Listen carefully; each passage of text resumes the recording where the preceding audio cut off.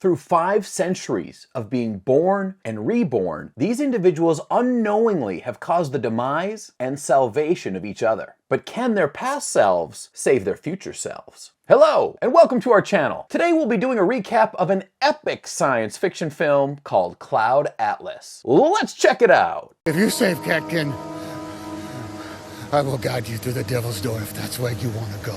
The film starts by showing the characters living in different eras and how they are interconnected with one another. Throughout the 5 centuries, the same people have been born and reborn as a new identity and new relationship with each other. Nothing ever stays the same, but their fates are intertwined as shown in the only similarity they share, the comet-shaped birthmark. It starts by showing the events in chronological order and introduces the main characters. Even if they are in different eras, they each still have a role to play in each other's stories. The movie starts to show how their life is affected by the works and actions done by others in the past, may it be good or bad. This is the first life. In 1849, Adam is an American lawyer known for being the son-in-law of Haskell, a slave trader. His whole life changes when he witnesses the whipping of an enslaved man, Autwa. Later on, Henry diagnoses him with an illness caused by a parasitic worm and gives him the supposed cure.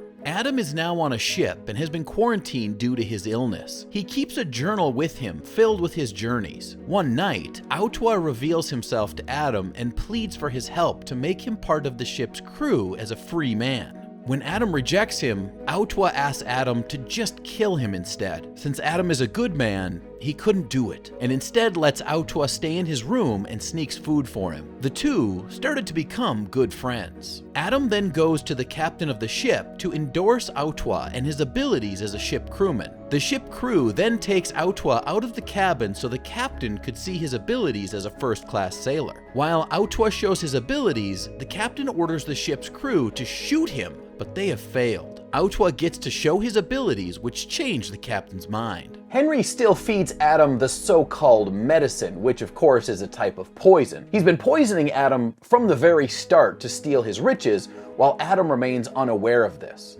While Adam is ill, Autwa takes care of him. During a stormy night, Henry plans to give Adam all of the poison to speed up his plan. Autwa discovers it and saves Adam. Adam also hits Henry to his death. Autwa later on helps Adam to vomit the poison he's consumed. They both reached Adam's home safe and sound. That night, Adam calls his father-in-law and burns the contract on the slave trade. From that moment and thereon, he and his wife dedicated their lives to their advocacy to free the slaves. This ends the first life, but continues with Robert. In 1936, Robert, an amateur composer, wakes up at the side of his lover, Rufus. During these times, this is considered a forbidden love. He dreams of fame and fortune, so he starts to work for the aging composer, Vivian. At first, Vivian thought he's useless, but Robert shows how good he is by playing his melody beautifully. Robert is currently hooked on reading Adam's journal and gets inspired by his journeys and beliefs. One day, he and Vivian collaborated on a composition and showed it to Vivian's favorite conductor. While he is living with Vivian and his wife, Jocasta, he begins to notice things in their home. Robert starts an affair with Jocasta while Vivian is aware of it. Robert also starts composing his work. In the middle of the night, Vivian tells Robert that he's found the music that will complete his masterpiece in his dream, where he saw a diner with waitresses with the same face. This implies he's dreamt of Sanmi. However, it slips his mind. Robert then plays a melody on the piano, and Vivian is in awe because it's the same music in his dream. Vivian thinks he's given it to Robert, but he corrects him, saying he's been working on the music for weeks. Robert calls this composition the Cloud Atlas Sextet. That night, Vivian discovers Robert's sexuality. Ashamed of this, Robert attempts to leave. However, Vivian blackmails him into staying and giving him the credit for the composition, and if he refuses, he'll reveal Robert's secret that will ruin his reputation. Robert hates the fact that Vivian will take credit for his work,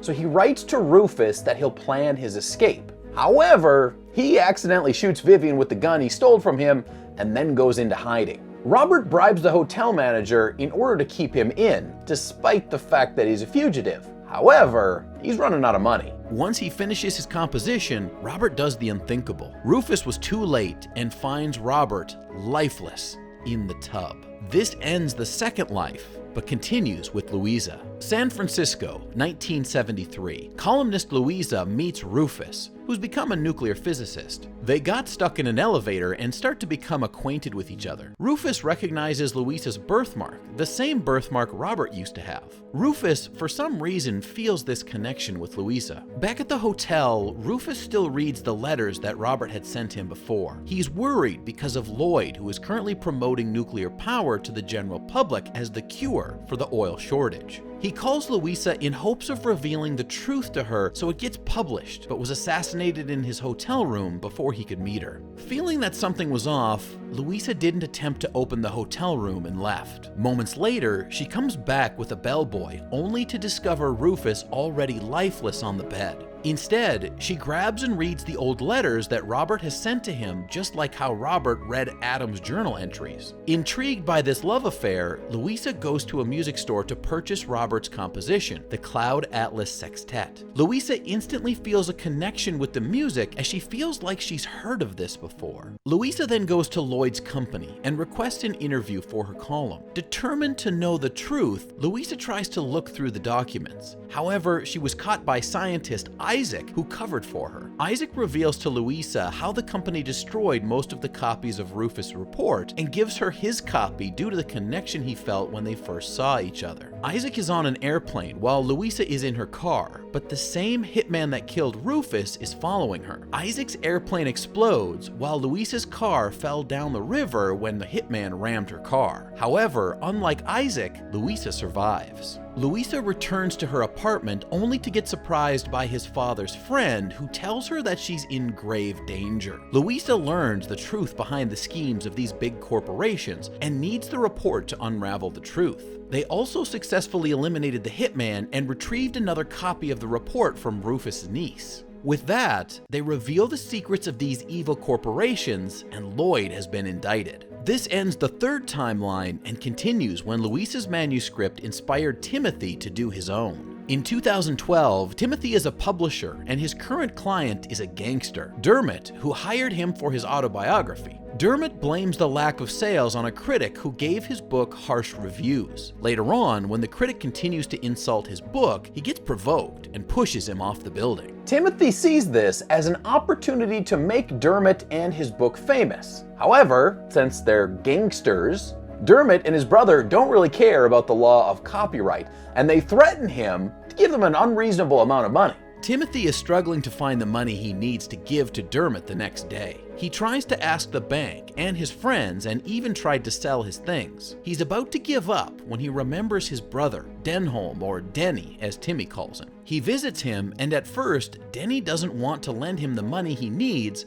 but later on agrees. However, it's gonna take some time. He tells Timothy to hide at Aurora House for a while. While he's on his way there, he's reading a manuscript based on Louisa's story. Timothy also recalls his past with an old flame. Thinking that Aurora House is a hotel, he signs himself up. However, to his surprise, it turns out to be a nursing home, and the signature he's given to them is for his residency papers. They're also not allowed to have contact outside. Timothy attempts to escape because he cannot live with the mean nurses and staff members, but was stopped by the gardener. That night, he calls Denny and discovers that this scheme is his revenge on Timothy for his affair with Denny's wife. Timothy laments over his imprisonment in the nursing home. One night, he receives a letter from 3 other residents who are plotting their escape to join their plan. It was a detailed plan, a successful one, even when the 4 of them managed to outwit the staff. He is currently working on a manuscript as he was inspired by Louisa Ray. In his manuscript, he writes about his imprisonment and escape plan from the nursing home. This ends the 4th life and continues when Timothy's manuscript starts a revolution. In Neo-Seoul 2144, fabricants or humanoid clones who come into female form are mass-produced to become servants. They are strictly bound by the rule of honoring the customers. Sanmi 451 is one of them. The archivist is questioning her for the acts of rebellion of Yuna 939. She starts the story from the night when Yuna wakes her up and she sees her being touched inappropriately by Seer Ree.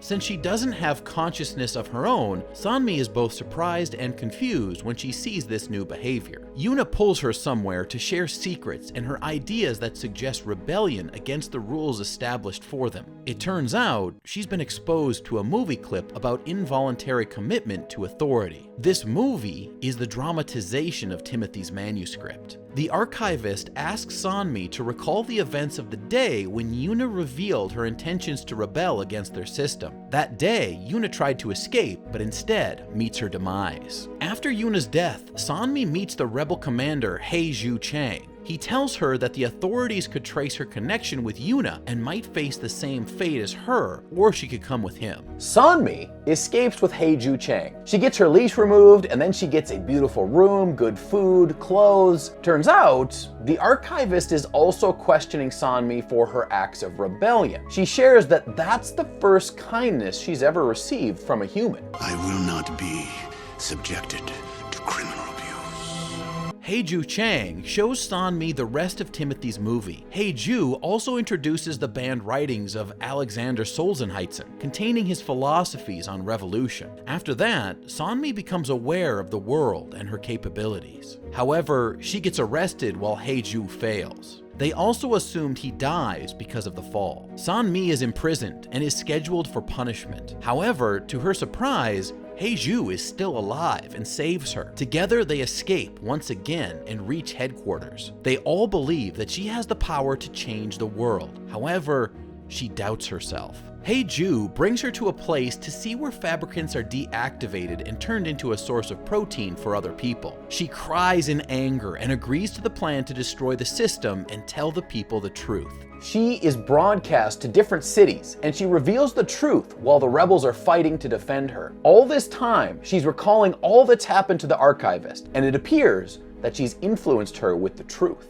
This is the end of the fifth life, but continues with Sanmi's testimonies. In 2321, the Valismen, primitive tribe people, worship Sanmi. Their sacred text and teachings are derived from her testimony from the past. Zachary is one of these Valismen. He's haunted by his conscience ever since he cowardly saves himself when his brother and his son get killed by the Kona tribe. Even if the whole village was blaming him, Roses and Katekin, the only family he's left with, stayed by his side. One day, he finds a prescient, a person from another part of a more advanced civilization, inside his house. She introduces herself as Maranim, and Zachary cannot find in his heart to trust her because he thinks she has an ulterior motive. Maranim, on the other hand, only needs help from the Valismen to guide her to the Mauna Soul, a mountain where she can contact off-world colonies for help. It turns out that their civilization has been suffering from plague, and their only salvation is help from other civilizations. However, Mauna Soul is also the dwelling place of the Kona tribe, the violent man-eating tribe. Determined to have a guide, she tries to get close to Zachary. While they're having a walk, Maranim almost falls on the bridge and Zachary saves her. He abruptly remembers the prophecy given to him by Sanmi and follows his instinct that danger is nearby. He grabs Maranim so they could hide. Good thing he did, because the Kona tribe was just behind them. If they were just a second later, they'd be the Kona tribe's main course for that evening. While Zachary is talking to the prophet of their village, his niece, Katekin gets stung by a scorpion fish. She is in critical condition, and Zachary has no one to turn to but Maranim. He asks her to save Katkin in exchange for guiding her to Mauna Soul. Maranim has no other choice but to give in because of the offer. When Katekin is saved, Zachary had no choice but to keep his promise. It was a hard journey, but ultimately, they reach their destination. In the location, Maranim reveals to Zachary the truth about Sanmi, about how she's not a god, but just an ordinary person who failed to change the system. He almost stabs her in the back, but instead asks her for the truth. She tells him about how her race is dying, and they're desperate for help from the outer world. Maranim successfully sends an SOS message, and they ventured back home to the village. However, when Zachary returns, he sees that most of the villagers are slain by the chief of the Kona tribe. He finds the chief, who's had his fill and is in a deep slumber. With the knife he always carries around, he puts him to sleep forever. To his relief, he sees Katekin hiding in a cupboard, but their lives are still in danger when the rest of the Kona tribe arrives at their village. Zachary immediately carries Katekin, while the rest of the tribe hunts them for killing their chief. They get caught, and Zachary remembers the misdeed he's done in the past. However, he gets saved by Merinim, and together, they kill the Kona tribe folk. Since they have no one left, they join Merinim with the other prescients as they return home. Shortly, Zachary has gotten old and is the one telling the story. They are on a distant planet, which means that help has come and they continue to live, despite the bloodthirsty humanity they've faced for the last 500 years. This one is definitely not for moviegoers who just want to zone out and only give half their attention while scrolling through Instagram or talking with friends. There is so much packed into this incredible movie that it's really going to be difficult to digest it in only one sitting. This movie beautifully captures our attention with the interconnectedness of people's lives that transcends time and space. Now, this is perfect for philosophy enthusiasts and movie lovers alike because this is the perfect mix of both. Please subscribe to our channel so you can be notified every single time we upload, and don't forget to suggest some movies that you want us to recap in the future in the comments down below.